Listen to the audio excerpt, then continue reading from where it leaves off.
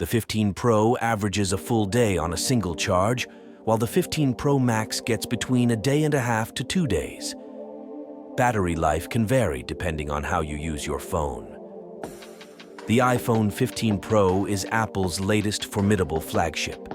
It sets the bar high with a best-in-class display and improved camera system. But is it worth buying? If you haven't upgraded your daily driver in a while, or going for last year's iPhone 14 Pro is a better idea. The iPhone 14 Pro impresses with its bright display, powerful A16 chip, and premium design. The iPhone 15 Pro takes things a step further with its titanium body and an even better chipset. There's also a USB-C port if you consider that an upgrade. Still undecided about which one's better?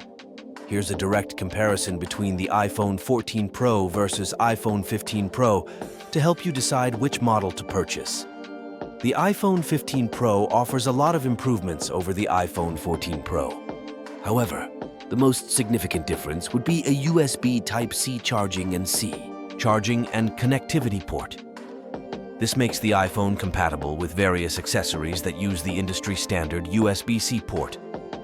Apart from faster charging, the Type-C port also massively increases data transfer speeds.